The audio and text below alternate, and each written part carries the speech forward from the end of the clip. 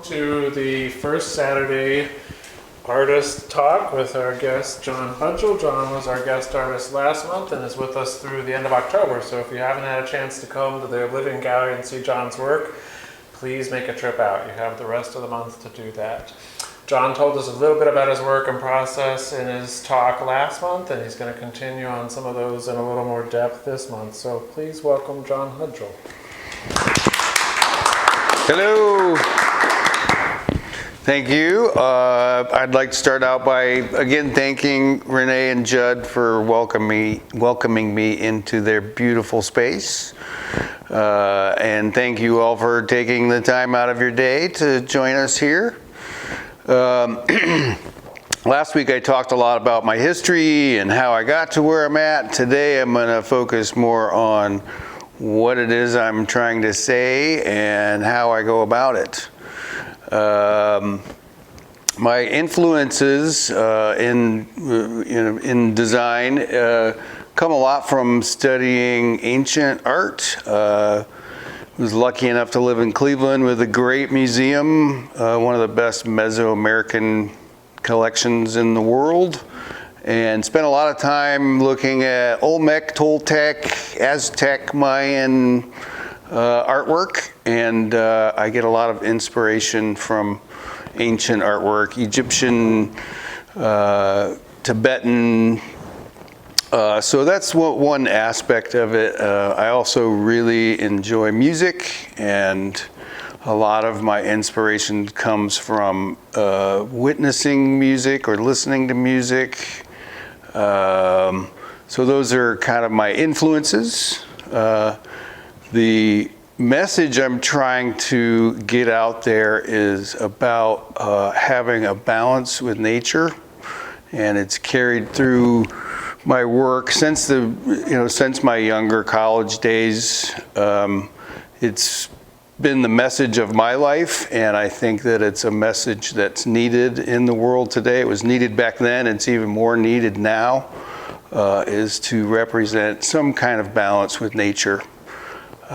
So the majority of my designs have some nature influence or trying to portray some message about balance with nature. A lot of my designs are symmetrical. That's also a real important part of my artwork. To me, it represents balance and, or a need for balance. Things have more than one side, they're the dark light. I don't know what I was going to say after that, but anyway, the whole point of what I'm trying to say is nature is important, and finding some way to be balanced with it is what my goal in life is, one of them, and I think everybody's goal should be to find some balance there. Wood has changed me greatly. I find that wood has this feeling where you just can't deny its connection with nature. It's so powerful and warm and exciting and has so many colors and shapes and burls and patterns and just such a wide, huge spectrum of a potential palette. I wanted to be a painter when I was young. Then I went to college and started learning about being a painter, and then realized I was colorblind. So I look at, when I'm making a piece now, I almost look at wood as my palette of paints. And I picture myself painting in sculpture with wood. So that's a lot of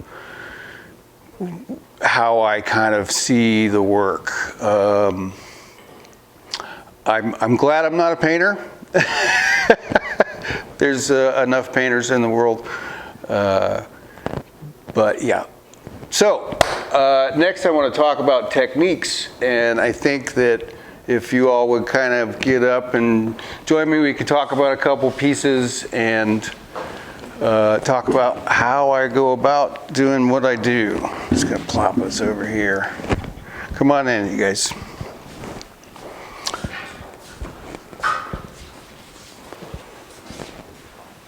So earlier I was talking with Renee and Judd about this piece, so I'm going to talk about that a little bit. So when I start designing something, I draw, I sketch until the idea is totally complete. I don't touch any wood at all until the idea is fully formed. So what I'll do is I'll start out picking out woods. I'll pick out every wood before I decide before I start cutting anything. And on a piece like this, what I'll do is take like for this piece, for instance, I'll take the sketch, take some tracing paper, and I'll copy that portion of it, and then flip it over onto the wood, and then you outline it again, and then it leaves the shape on the wood. And then in this case, I used a Dremel with a little router base and routed out all of the little cavities, and then came back with chisels and files and cleaned it all up. The same with the other shapes. I start with the outside shape, and I'll do some work fitting these two pieces together. And once I have everything fitted right, sometimes I'll carve it before, sometimes after, but usually I'll work on each independent piece on its own until I get it just right, and then start assembling. And things don't always work out. Like this piece, for instance, I made out of a different wood, and I put it all together, and I went, that just doesn't work. So I tried another color, another piece of wood, and that one worked. So a lot of it, it's about this final balance in the piece. I've done a lot of relief sculpture. I got stuck on relief for a long time. There's a piece right behind Judd over here that's a good example of relief. This is a piece that I did in clay and then made a rubber mold, and then this is a casting out of that mold, which this is plaster, painted plaster. But the thing about reliefs, it's all about tricking the eye or making the eye go where you want it to go. And dark lines like this line down the side here and this line down the arm really helps emphasize different parts of it that help it pop out as more 3D. So a lot of it is about darks and lights and trying to build depth in a short amount of space. These are really good with that. These are just flat pieces, stuck together, and really builds out a three-dimensional space. So for a long time I did reliefs for years and years and years, and finally with this piece above Judd here, I'm breaking back out into 3 dimensions again and trying to get back into breaking that 2D kind of feeling. I love doing reliefs, but I originally learned in 3 dimensions, so I'm breaking back into the world of 3 dimensions and trying to get off the wall.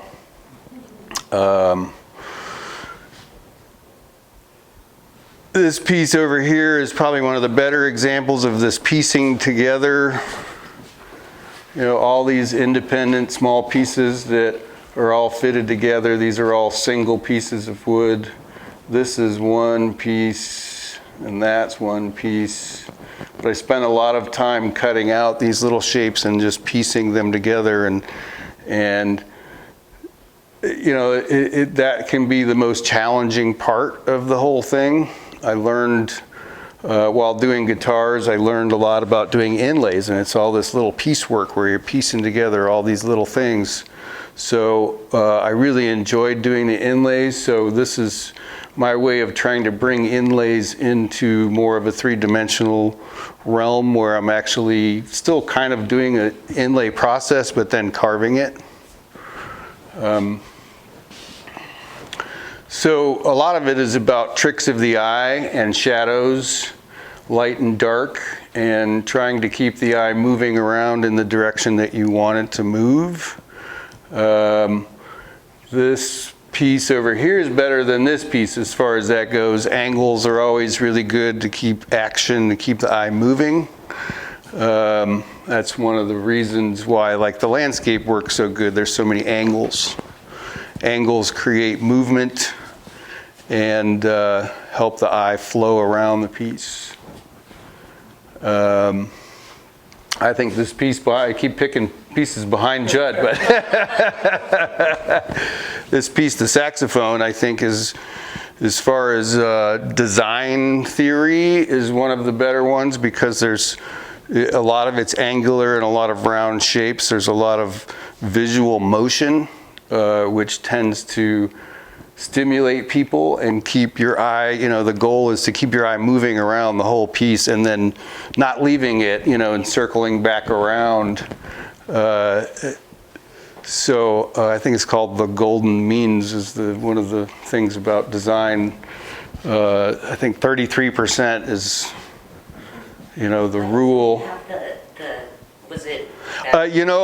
It was a used saxophone that a friend of mine had, and he actually owns this piece, but we've been talking for 3 years now about when are we going to get that mouthpiece on there, and so far it hasn't happened. This is a very popular one with visitors to the gallery. People love it. It's it really brings me a lot of joy. It was one of those ideas that came through a commission. So it was not an idea that I had, it was an idea that a friend of mine had. So I really love that because it breaks me out of my box and makes me think about things differently and come up with an idea that I may not have come up with on my own. So yeah, I like that piece a lot. I think it shows a lot of my passion with music, and it was really fun. I like building on that scale as well, that size. It's really hard to miss a piece of that size when you walk into a room.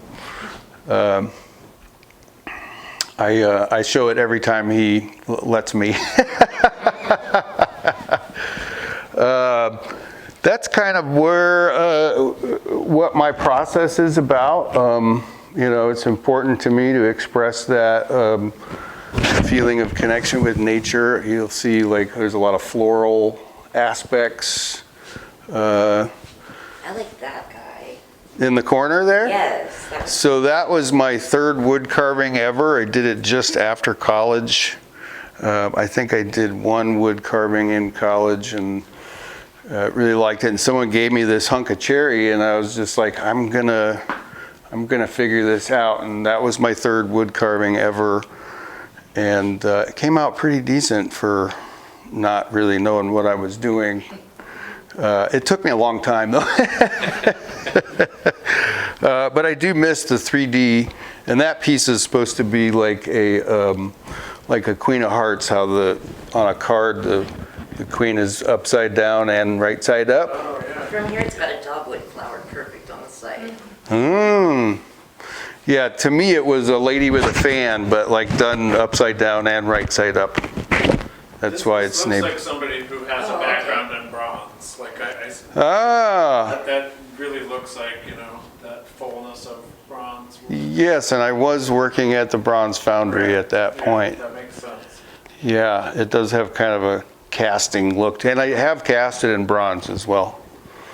I don't have that mold anymore, but. So you said you're obsessed with wood shopping, and so when you're looking for woods and stuff, like, what is that like for you when you find what you're into? Well, What is it? unfortunately, when I spend a lot of time going to there's a lot of little wood cutting people all over this area, that have little mills and big stacks of wood. And unfortunately, a lot of the stuff I find that I really want is way too expensive. So I'll end up getting little off-cut pieces, and sometimes I'll save up and buy a big chunk. What is that when you see something? Oh, I don't know. It just grabs you, like, I don't know, like, and I gotta have it. I don't, it depends on the wood. There's no like one thing, but like if it talks to you, it talks to you. It just reaches out and grabs you. This piece I bought online years ago, I would just, when I didn't live in Oregon, I would just search online and look at wood for hours and hours. And this piece is from Australia. It's called Coolabah. And I saw it and I just had to have it. And it was, I think it cost me a lot to ship from Australia. I don't remember the exact price, but at that point in time, it was a lot. And the shipping was like $250 or $300. So it's kind of like a guitar player. When they see a guitar, they're going to figure out how to get it, how to buy it. And if wood talks to me, I gotta have it. This happens to Renee in the crystal shop. Crystals. Yes. Certain crystals It's speak that- to Renee, and then they have to come home. It's that urge kind of overtakes you, and I think everybody's got something that they love that will affect them that way, What do you do with the scraps? I keep them. I have boxes and boxes full of little pieces, and when I'm looking at doing a new piece, I will go through every bit of those. There's like 4 boxes like this with anything from this size down to little chunks, and I'll just go through that and turn on some music and be like, oh, this one, like, oh, and run off. And, often if I'm starting a piece, I'll figure out, I'll do that for a few days, like just looking at wood, or realize that, hey, I need something this color and I don't have it. So I have to seek it out and find it, or something close to what I'm looking for. But it's similar to a guitar person or you with crystals or, yeah. So do you think being colorblind makes you better at doing like relief sculpture because you're more into like getting the shadows and the things like that going on? Yeah, I think it shook me loose of what like the rules of painting were, and like made me rethink how those rules work and how I could apply them in a different medium. And wood is the perfect one for me because it has so much variety. And I have done some staining of woods, and it worked for the piece I was doing, but I'm not a big fan of altering the color or the look of it. So all these are the natural wood colors? These are, yeah. I mean, they have finishes on them, which will make them a little deeper, bolder. But yeah, all of these colors are the real colors of the wood.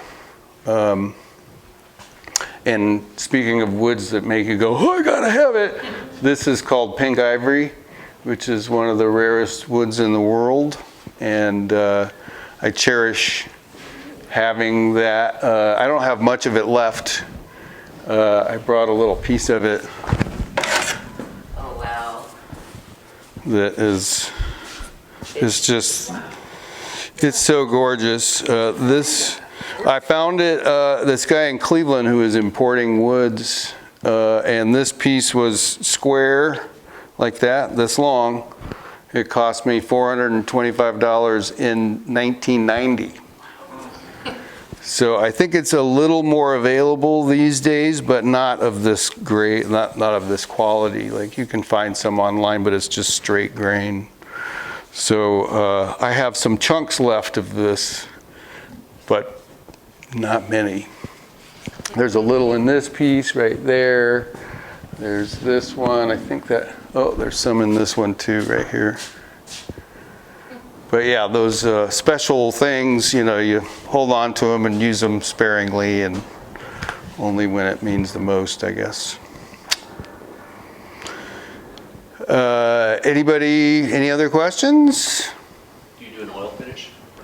I've played a lot with finishes, and it's one of the hardest parts for me. It's not something I enjoy at all. I've tried lots of things, even making my own French polish out of like raw materials. So it can be very labor intensive, and the ones that I go to these days are True Oil, which is a gun stock finish. This is True Oil. Pretty easy to apply, and I like Danish oils. All of like this piece is all Danish oils, They don't really shine much, but they bring the color out of the wood and they protect everything, seal it up. But I've had some pieces where I did hand rub finishes, and you make one mistake and you got to start over, and can be rather frustrating. So What is this wood here? that's called bubinga. It's a South American jungle wood. It looks like tiger's eye or something. Yeah, it's pretty gorgeous. Waterfall bubinga. I try to stay away from the rainforest woods, but I've ended up with some over the years, and I'll never buy any more. But I'm glad that I've been able to use them, but I try not to support that industry. And luckily now I live in Oregon, which is like the breadbasket of wood. I go look through people's burn piles and find gold. Yeah. We used to get some wood from Scio before we moved. Yeah, that piece right there is from Scio. Do you do anything with petrified wood ever? No, I haven't. I tried doing some stone work, and it's challenging in different ways than wood. I did some stone carving once with marble, and it bruises. So you carve it and it bruises, all of the, like a 1/16 of an inch around the whole thing is all broken, and you have to file it all down. So it can be rather labor intensive. And a lot of gems and stones have high levels of arsenic and other things like that. So I used to work a lot with abalone. You can see it in the guitar in a couple places. But abalone causes silicosis, which is basically, if you inhale the dust, it never leaves your lungs. It stays there forever. And if you get enough of it, your cough is just like slicing up your lungs. So I don't work with abalone anymore. But it is beautiful stuff. I think I pretty much, if anybody has any other questions, we're good? Thank you, Judd, and thank you everyone for coming to experience my art, and Judd and Renee's art as well. It's been a pleasure.